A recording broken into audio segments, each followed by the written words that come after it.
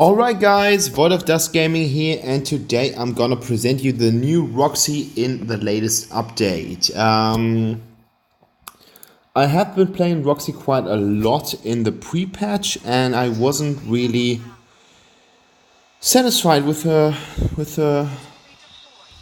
stuff that she was doing, and now we're gonna take a new look at her when she is getting some enchantments and I just think that the latest update just gave her some really needed progress in terms of performance, because so far I had the feeling that the limitation that she got from her ult, and that is quite rare, actually did not really help her in any favor. Like the kind of reduction of her ult made her quite vulnerable. It did not really help her out, and therefore I just think that with the new update she gets some packed power that she really needs. Like with Roxy, it is as with every single other hero in the game, you need to take a look at the passive. The passive is one of the most important things in many heroes. So goes for Roxy, because it actually gives her back some HP if she marks the target, and she's able to kind of fire path them. I don't know how you want to call it. And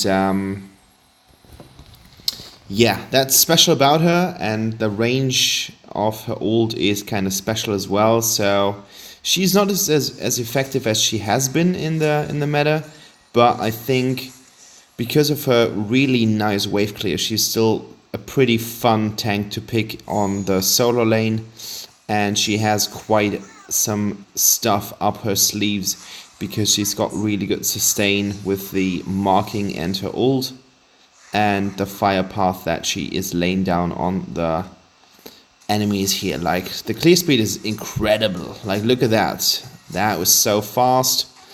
Now we are level 4 and we are able to get some hits on the tower. Of course, the damage reduction at this point of the game doesn't really make the effort that crazy, but as you can see, I'm on level 4, Murad isn't, and that's gonna put him a little bit behind. Again, he got the Spirit Bird, which is quite a nuisance, but he has the tools to do so, and I've got the tools to clear the waves, and that's I think that is some kind of draw that we achieved here. And of course, Murad against me on the solo lane isn't the best pick that the enemy could have chosen, but then in the end I fucking can't help it. Like, what I'm supposed to do? Like, leave him alone because he's Murad? No, of course I won't.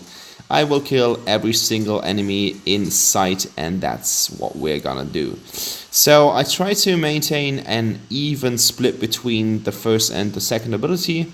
The shield is great if you want to engage, as well as the one is great if you want to engage too. So I try to do a fairly split because I think that really helps a lot.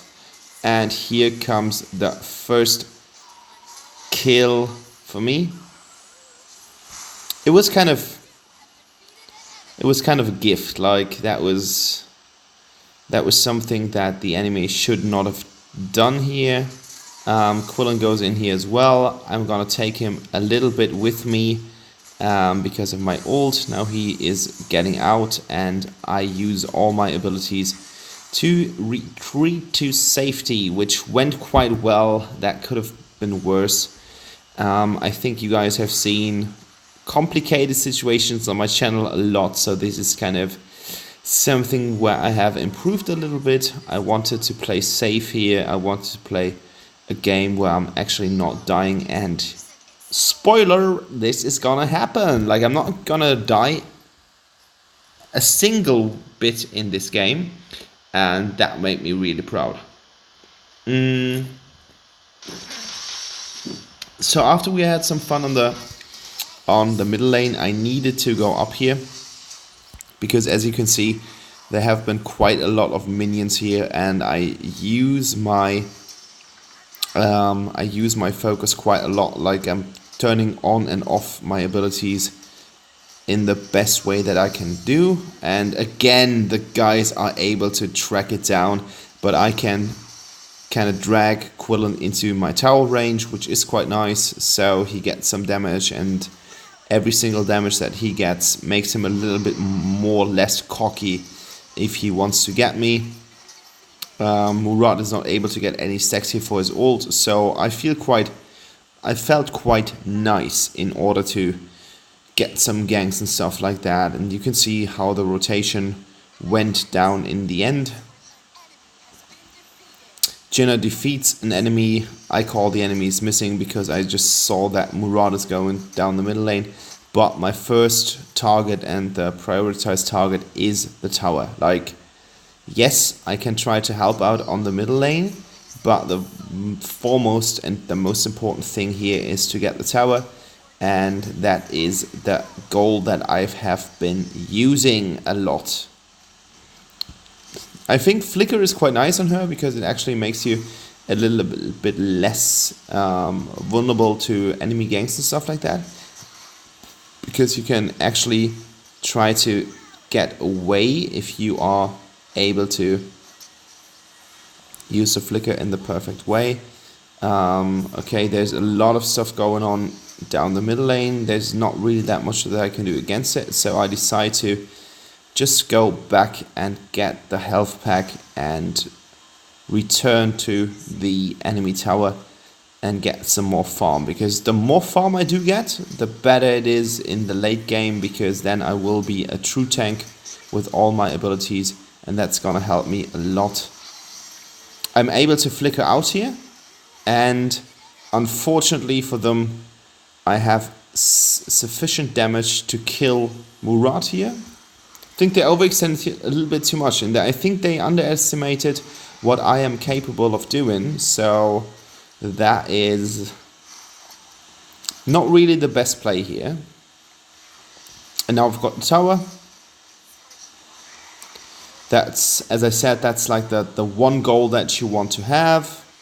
Quillen jumps out here with ease, and I can get Crixie, and we get another kill here without any further ado. That was pretty ace. Telenas finishes off Tara, so the team fight was in a really good manner.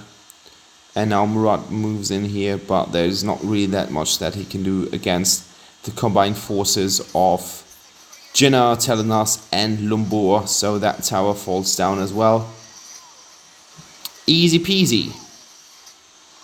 I mean, I feel bad for the other guys. 9-4, that's something where you can still draw a game around. Like, I have seen games where I was falling behind a lot and just one good action was enough to finish the game. So that's sad. Nothing spectacular happened. I need to go out right now because I've got the tower damage, but my shield keeps me a little bit more alive than that Quillen was thinking, and he is just killed easily by the rest of my team. And now a 12-4 is something that you can work with. I think that is the turning point of the game.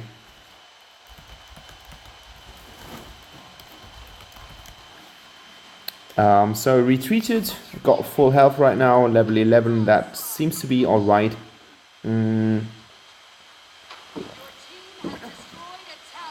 But as you can see, we are doing much better than the enemy team. Their team composition isn't the best, and I think the whole coordination thing is not going in their favor. I'm getting Frosties here for the cooling effect, as well as the effect that I'm getting some more damage. So this is kind of a hybrid build. I'm building damage as well as some attack stuff and armor, so everything is actually quite nice. Here comes the Enchanted Scroll. Quillen wants to report his whole team.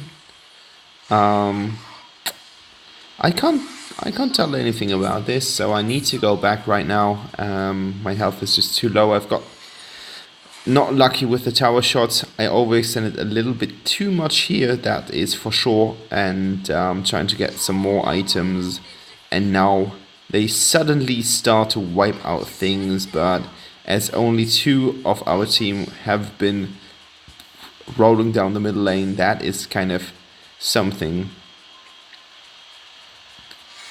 Can't avoid it, like,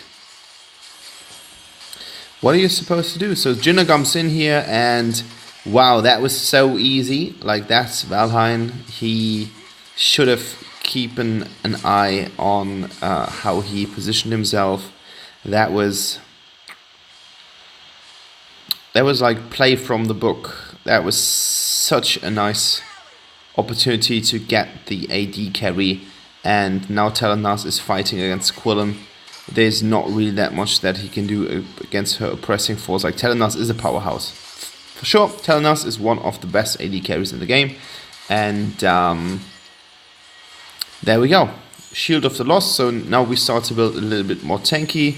I decided to take the Mantle of RoV because it will give me some area of effect damage, which is quite nice if I'm about to engage. And I do that a lot because my ult doesn't have that wide range spot, so I need to go into the enemies anyways. So Mantle of RoV is always a good decision. And as I see that my team is gonna engage here, I am going in as well because we need a tank to approach the tower. I can take Quillen out here off the fight with my ult, so that's easy as well.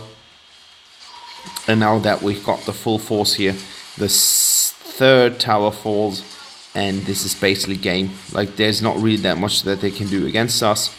We have taken out the tower. Crixie tries to approach and nail us down. I take Tara out here, and we have another kill for the team. That has been actually quite nice. And here we go. The core goes down, and that's game. So I think the combination of every single bit that Roxy is actually taken into her kit, the sustained damage from her 1, the shield from her 2, and the ult able to drag enemies out is actually a really nice kit. But you have to be a little bit more into the fights that you have to do with other heroes, so I think she is not the easiest heroes to play. I just have to play another game where I'm actually able to tell 4-0-7. That's actually quite nice. I felt already comfortable about this, and here we go. There's the stats. So if you want to see more videos, subscribe to Void of Dusk, and yeah, guys, have a nice week.